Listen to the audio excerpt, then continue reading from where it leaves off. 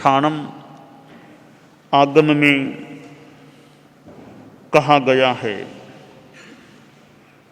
गंगा सिंधु रक्त रक्तवती देवीणम दीवा अट्ठ अट्ठ जोयनाइम आयाम विखंभेणम पन्नत्ता उक्का मुह मेह मुह विज्ज मुह विज्जुदंत दीवाणम दीवा अट्ठ अट्ठ जोयन सयाइम आयाम विखंभेणम पन्नत्ता कालोदेनम समुद्रे अट्ठ जोयन सय सहस्साइम चक्रवाल विखंभेणम पन्नत्ते अभ्यंतर पुखरद्धेणम अट्ठ जोयन सय सहस्साइम चक्रवाल विखंभेणम पन्नत्ते एवं बाहिर पुखरद्धेवि।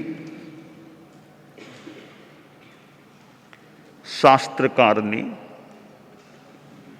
द्वीप और समुद्र की बात बताई है। द्वीप समुद्रों की लंबाई चौड़ाई कैसी क्या, इस प्रकार की जानकारी दी है। गंगा, सिंधु, रक्ता और रक्तवती, इन नदियों की जो अधिष्ठात्री देवियां हैं, उन देवियों के जो द्वीप हैं वे 8-8 योजन लंबे चौड़े हैं। ये नदियां भरतक क्षेत्र इरावत में की नदियां हैं। इनकी जो अधिष्ठात्री देवियां हैं, उनके जो द्वीप हैं, उन द्वीपों की 8-8 योजन लंबाई चौड़ाई बताई गई है। उल्का मुख, मेघ मुख, विद्युत मुख और विद्युत दंत, ये द्वीप, विद्युत दंत द्वीप 800 योजन लंबे चौड़े हैं। कालोद समुद्र की गोलाकार चौड़ाई 8 लाख योजन की है। आभ्यंतर पुष्करार्ध की गोलाकार चौड़ाई 8 लाख योजन की है। इसी प्रकार बाह्य पुष्करार्ध की गोलाकार चौड़ाई 8 लाख योजन की है। यह एक भौगोलिक जो भी जानकारी शास्त्रकार ने दी है, इसमें समुद्र की बात भी आई है। बाहर दुनिया में समुद्र हैं, द्वीप भी हैं। एक प्रकार का समुद्र बहुत विशाल समुद्र है। संसारो अन्नवो बुत्तो शरीर माहु नावत्ति जीवो बुच्छ ई नाविओ संसारो अन्नवो बुत्तो जम तरंत महेशिनो। बाहर के समुद्रों को भी पार किया जाता है, ठीक है, वे तो कुछ आसानी से पार हो सकते हैं। प्लेन में बैठो, समुद्र कितने पार हो जाएंगे, या नौका में कोई बैठ जाए, किसी प्रकार पोत आदि से ये चीजें मान लो पार हो जाएं। पर बड़ी बात है संसार समुद्र को अगर हम पार कर सकें, वो बड़ी बात हो सकती है। फिर इन समुद्रों को भी कभी पार करना ही नहीं पड़ेगा। एक संसार समुद्र को पार कर सके तो शास्त्र में कहा गया है कि ये संसार अर्णव है, समुद्र है। अब इसको कैसे तरें? तो तरने के लिए नौका का उपयोग करो। तो नौका भी कौन सी? शरीर माहु नावत्ति। यह शरीर एक नौका है, इसके द्वारा संसार समुद्र को तरा जा सकता है। और ये जीव नाविक है, समुद्र नौकार नाविक तीनों हैं। यह नाविक जीव इस नौका के द्वारा संसार समुद्र को पार कर दे। और जो महर्षि हैं, साधक लोग हैं, साधु हैं, साधना करने वाले, वास्तव में संसार समुद्र को पूरा पार तो साधु ही कर सकता है। वास्तव में जो भावतः गृहस्थ है वह संसार समुद्र को पूर्णतया पार नहीं कर सकता। पूरा पार साधु ही कर सकता है, क्योंकि 14वां गुणस्थान आए बिना तो पार होगा नहीं, वह साधु में ही आ सकता है। तो जंग तरंत महेशिणो, जिसे महर्षि तर जाते हैं, और महर्षि वो 14वें गुणस्थान में जो आ जाते हैं वे बहुत ही शीघ्र इसका पार पा लेते हैं। अब शरीर को नौका कहा गया है। शरीर माध्यम खलु धर्म साधनम, धर्म की साधना का साधन यह शरीर बनता है। इसलिए इस शरीर को हम नौका भी कह सकते हैं। अब नौका में ध्यान देने की बात यह है, एक बात यह है, नौका सच्छिद्र नहीं होनी चाहिए। नौका में छेद है, नौका सच्छिद्र है, उसमें बैठ गए हैं तो वो तो डुबोने वाली बन सकती है। नौका निश्छिद्र होनी चाहिए। तो संसार समुद्र के संदर्भ में शरीर नौका है या जीवन हमारा नौका है, वो सच्छिद्र कैसे, निश्छिद्र कैसे? आश्रव छेद है, संबर निश्छिद्रता है। तो हमारी आत्मा में, जीवन में ये आश्रव के छिद्र रहेंगे तो पानी आता रहेगा, तो फिर कर्म रूपी पानी आता रहेगा, तो पार पाने की बात क्या, डूबने की बात हो सकती है। तो हमें ध्यान यह देना है कि छिद्र कई जो हैं उनको बंद कर दें, उनको रोक दें, आश्रव को रोक दें। और आश्रव को रोकने का मतलब है कि संबर करें, संबर की साधना करें।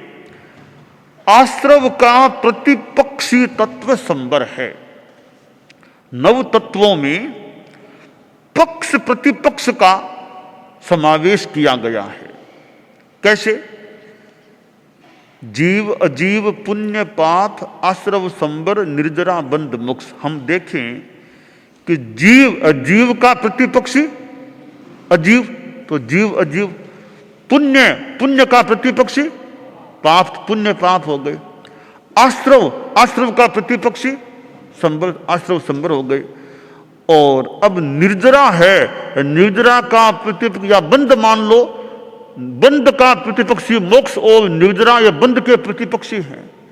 तो नव तत्वों में युगल हैं, पक्ष प्रतिपक्ष दोनों दे दिए गए हैं कि यह पक्ष है, इसको ठीक, इसके प्रतिपक्षी तत्व ये हैं। तो आश्रव का प्रतिपक्षी तत्व संबर है। संस्कृत में भी ठीक सुंदर कहा गया, आश्रवो भव हेतु स्यात् संबरो मोक्ष कारणम इति यमार्हति दृष्टि शेष मत्स्यः प्रपंचनम। आश्रव भव का हेतु है, आश्रव संसार का हेतु है, जन्म मरण का हेतु है, और संबर मोक्ष का कारण है। संबर की साधना के बिना मुक्ति मिल ही नहीं सकती। तो यह नौका है, इस नौका में जो आश्रव रूपी छेद हैं इनको बंद करना जरूरी है संसार समुद्र को पार करने के लिए। अब मुख्य छेद आश्रव 5 हैं, मिथ्यात्व, अव्रत, प्रमाद, कसाय, योग। इनके 5 प्रतिपक्षी संबर भी हैं। सम्यक्त्व संबर है, व्रत संबर, अप्रमाद संबर, एकसाई संबर, अयोग संबर, प्रत्येक आश्रम के भेद के प्रतिपक्षी संबर के भेद हैं। तो मिथ्यात्व आश्रम रूपी छेद है, उसको रोकने के लिए हमें सम्यक्त्व संबर, सम्यक्त्व की प्राप्ति, सम्यक्त्व संबर की प्राप्ति का प्रयास हमारे लिए करणीय होता है।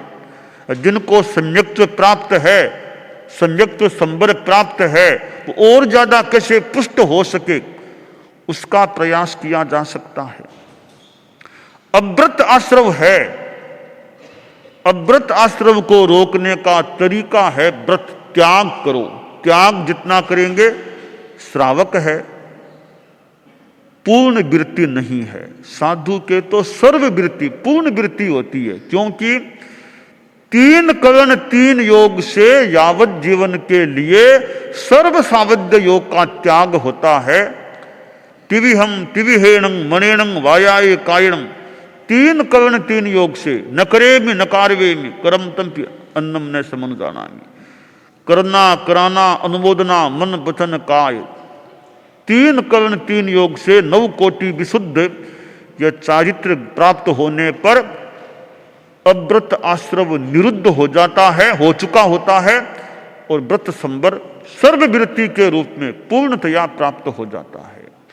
तो साधु के तो वह अव्रत का छेद पूर्णतया ऐसे बंद होता है अपनी सीमा में यथा अपेक्षा। गृहस्थ श्रावक है, थोड़ा बंद, पूरा नहीं होता है, कुछ बंद, देश वृत्ति आंशिक रूप में बंद होता है। 6ठे गुणस्थान वाले साधु के भी प्रमाद आश्रव का छेद खुला है, कषाय आश्रव का छेद खुला है, योग आश्रव का छेद खुला है। तो जब तक ये छेद हैं संसार समुद्र पार नहीं हो पाएगा।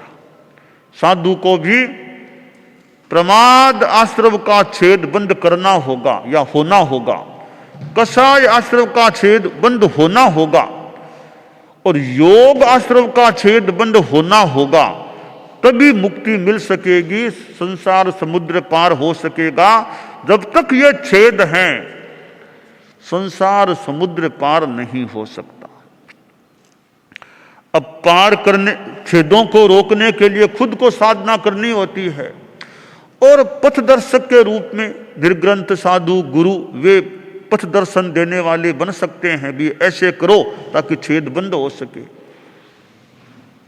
12 व्रतों की बात किसी ने समझाई, किसी ने त्याग कर दिया, तो त्याग तो उसी ने किया, पर समझाने वाले का सहयोग मिला, तब त्याग वार वो छेद रुक गया।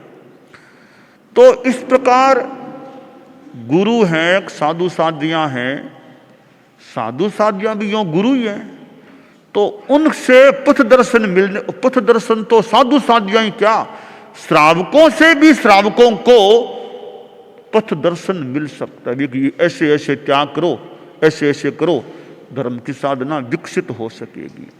तो पथ दर्शन गृहस्थ से भी गृहस्थ को मिल सकता है। तो किसी से भी मिले, ज्ञान हो जाए, और फिर आदमी वैसी अच्छी साधना करे, प्रवृत्ति करे, क्रिया करे, तो ज्ञान क्रियाभ्याम मोक्ष है। ज्ञान क्रिया दोनों का योग होने पर मुक्ति मिल सकती है। ज्ञान है पर क्रिया वो त्याग आदि की नहीं है, तो मुक्ति की, जब तक त्याग नहीं, व्रत संबर नहीं, आगे संबर नहीं, तब तक मुक्ति नहीं। तो ज्ञान और आचार दोनों का योग होने से मोक्ष की प्राप्ति हो सकती है, संसार सागर को तरा जा सकता है। तो इसलिए वो मार्गदर्शक होते हैं, चूंकि वे पथ दर्शन देते हैं, और मुख्यतया गुरु होते हैं, आचार्य होते हैं, वे मुख्यतया अधिकृत एक पथ दर्शक हो सकते हैं। अरहत होते हैं, अरहत मान लो है, नहीं तो फिर आचार्य हैं, और भी हैं, आचार्य मुख्य हैं। तो उनसे पथ दर्शन प्राप्त हो, और उस सम्यक पथ दर्शन के आधार पर आदमी साधना करे, तो संसार समुद्र को पार करने की दिशा में आगे बढ़ा जा सकता है, और संसार समुद्र पार भी हो सकता है। इसलिए गुरु आचार्य होते हैं, वे स्वयं की साधना करते हुए दूसरों को सहयोग दें, यह महत्वपूर्ण और अपेक्षित बात होती है।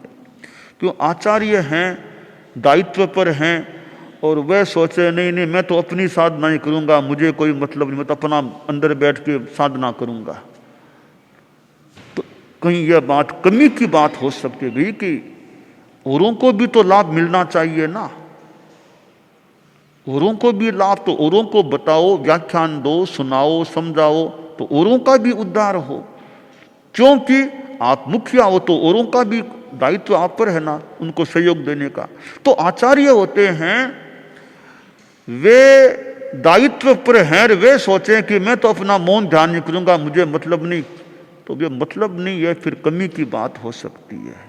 या तो दयाचार्य जैसे हों, जैसे दयाचार्य वर थे, साधना भी करते थे, तो मान लो निवृत्ति भी ले ली, या गुरुदेव तुलसी की तरह कि आचार्य महाप्रज्ञ जी हैं, अब मैं अपना मुक्त हो जाऊं, वो तो मान लो ठीक है बात। दयाचार्य थे कि मग जी हैं, मग जी संभाल ले, मैं अपना साधना में लग जाऊं, ठीक है, आपके पीछे हैं वो तो ठीक है, सुपरविजन आप कर लो, बाकी नीचे वाले काम करें, अच्छी बात है। पर कोई नीचे वाला भी अधिकृत है नहीं कि मैं तो माला जाप ही करूंगा, तो भी माला जाप कुछ दिन कर लो, बाकी तो औरों को भी संभालना, औरों का भी सहयोग करना चाहिए ना। इसलिए आचार्य होते हैं, वे मध्यस्थ हैं, 5 पदों में वो बीच में हैं, एक और अरहत सिद्ध हैं, इधर उपाध्याय साधु हैं, बीच में आचार्य होते हैं। इसलिए पंच परमेष्ठी में मध्यस्थ आचार्य हैं। मानो कि अरहतों से एक तो सिद्ध हो चुके हुए, पहले वो भी केवल ज्ञानी थे, उनसे या आगमों से जो कुछ, या अपनी मनीषा से जो कुछ मिला है, उसको इधर फिर बांटने की चेष्टा करो, संग में बांटने की चेष्टा करो। इसलिए पार उतारने में आचार्य गुरु का, साधु साधियों का भी, यूं आगे गृहस्थों का भी योगदान हो सकता है। इसलिए आचार्य की स्तवना में सुंदर कहा गया, या एक मानो उनको एक बोध, एक बात बताई गई, प्रतिनिधि आप प्रथम पद का हो, आरन पार गुणारो, प्रतिनिधि आप प्रथम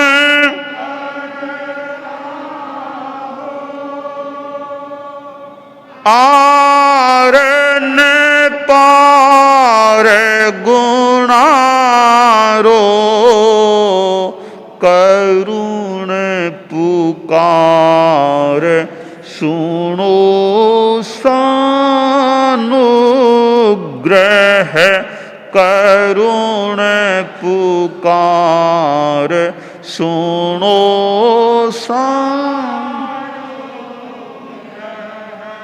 तुलसी पार उतारो, धर्माचार्य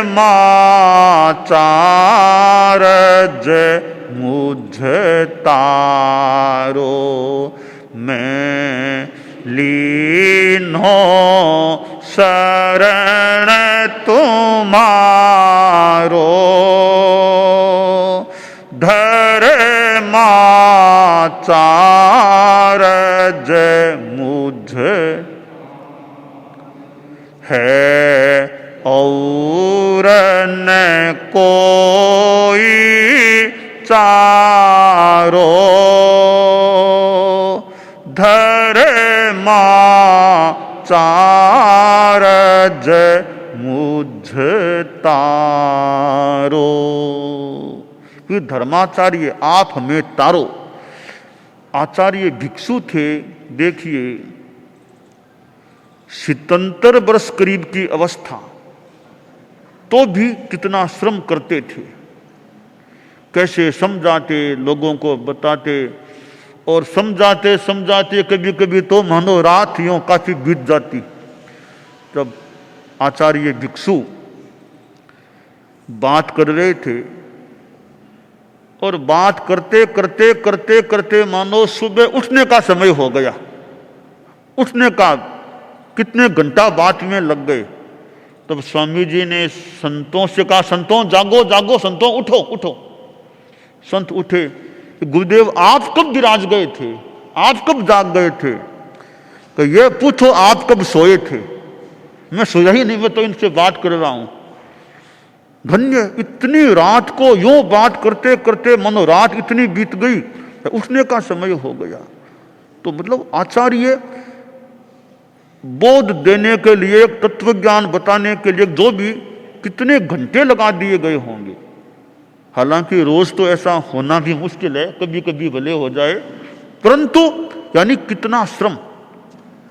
और इतनी उम्र आने के बाद भी आचार्य भिक्षु कितने अपनी ओर से पुरुषार्थशील थे।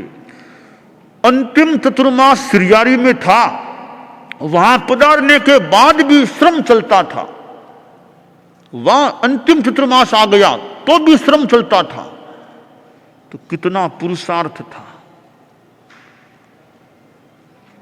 श्रीमद् दयाचार्य को देखे, कितने ज्ञानी पुरुष थे। बाद में अंतिम वर्षों में मान लो कुछ विशेष अपनी साधना में, तो पीछे मगजी थे, कभी मगजी है, कुछ संगीय काम मगजी देख लें, मैं अपनी साधना में लगूं। फिर भी आचार्य के पद पर रहे कि मगजी हैं, जरूरत हो तो पथ दर्शन तैयार है, क्योंकि बड़े विराजमान हो तो बड़ों से यदा कदा पथ दर्शन गाइडेंस मिल सकता है। माइट बैठे हैं तो ये माइट बैठे हैं, क्या चिंता, माइट बैठे हैं। तो दयाचार्य विराजमान थे तो हम कल्पना करें मगजी को क्या चिंता, विराजमान है, माइट काम होगा, उनसे पूछने क्या काम करना। तो माइट बैठे हैं तो क्या चिंता। तो दयाचार्य भले कुछ साधना में समय लगाने लग गए थे, पर मगजी थे। गुरुदेव तुलसी को देखें, कितना परिश्रम किया, कितनी तो यात्रा की, और कहां भारत के कितने प्रांतों में पैरों से चलकर के पधारे हैं। अकेले नहीं, कितनों को साथ लेकर के पधारे हैं। कहां हैदराबाद और कहां कन्या, वो कहां कितना दक्षिण की 3 समुद्रों का संगम चेन्नई, कहां कहां पधार गए। आज से करीब 50 वर्ष पहले तो गुरुदेव हैदराबाद में थे। आज 2020 है भी है, वो 1970 था, संभवतः तब गुरुदेव हैदराबाद में थे। मर्यादा महोत्सव हैदराबाद में हुआ, 50 वर्ष का पीरियड करीब बीत गया। तो यानी कहां कहां पधारे थे। और संघ इतना बड़ा अपना समुदाय, तो उसकी भी व्यवस्थाओं का काम होता है। कैसे लोगों को संभालते थे, कार्यकर्ताओं को, संस्थाओं को भी संभालते थे। और साथ में अध्यापन भी कुछ जैसा मौका, पढ़ाने का, बताने का, समझाने का, कितनों को उन्होंने पढ़ाया होगा। संस्कृत के ग्रंथकार कितना कितना उन्होंने साधु साध्यों को पढ़ाया होगा। प्रवचन तो प्राय रोज का उनका काम था, प्रवचन तो रोज का, इधर साहित्य का सृजन। तो आचार्य एक तारने वाले होते हैं, यानी उनका काम है स्वयं तरो, दूसरों को तारने की चेष्टा करो। तिन्नानम तीर्ण बनो, तारयानम, तारक भी रहें। तो जो ये ठाणंग में बात आई है, द्वीप की, समुद्र की ये बातें आई है, ये एक मानो भूगोल की बातें, कितनी चौड़ाई लंबाई बता दी, अच्छी जानकारियां दे दी गई हैं। हम इन भूगोल की बातों को जान करके हम आगे बढ़े। ये समुद्र, ये बाहर का समुद्र है, इस संसार के समुद्र को, जन्म मरण के सागर को कैसे तरें, इस पर हम ध्यान दे करके आश्रमों को रोकने का, संवर की साधना करने का और निद्रा करने का प्रयास करें, तो यह संसार अर्णव भी तीर्ण हो सकता है। दानान शेठम अभयपयाणम सच्चेषु या अनवज्जं वयन्ति तवेषु या उत्तम बंभचेरम लोगुत्तमे समणेनाय पुत्ते।